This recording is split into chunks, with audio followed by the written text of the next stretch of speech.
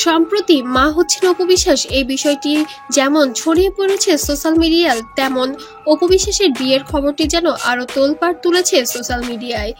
আমাদের সঙ্গে উপস্থিত ছিলেন অপু বিশ্বাস।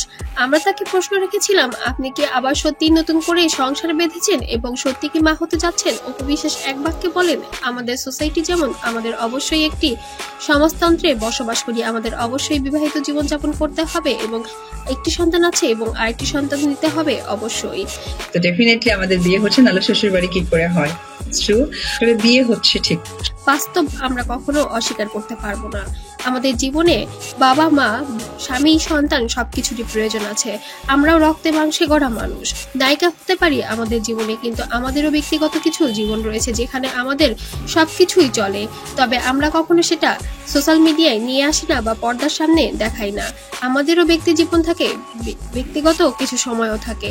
আমি ওই থার্ড ক্লাস মহিলার মতো সবকিছু সামনে আনতে চাই না। আমি চাই আমার পরিবার এসএমএস আমার হোয়াটসঅ্যাপ সারাক্ষণ বিজি থাকে তার ফোনের কারণে। এক সাক্ষাৎকারে আমাদের সবার মতো করে সেফ থাকুক এবং আমি আমার দর্শক শ্রোতাদের জন্য যেমনটা ছবি উপহার দিচ্ছি বা আমার কাজ দিয়ে তো তাদেরকে খুশি করতে চাচ্ছি, আমি তেমনটাই উপবিশ্বাস হয়ে সবার মাঝে থাকবো। কিন্তু আমার ব্যক্তি জীবনে আমি আর আলোচনা সমালোচনা চাই না। তারপরেও যেন কিছু বিষয় সামনে চলে আসে, আমিও তো মানুষ, আমারও তো কিছু কথা মুখ থেকে বের হয়েই আসে। এটা আপনারা কেন শুধু শুধু ঘষা মাজা করে অন্যরকম ভাবে সবার সামনে উপস্থাপন করেন? আমাদেরও তো কষ্ট হয়, আমাদেরও তো অনেক কিছু আবেগ থাকে।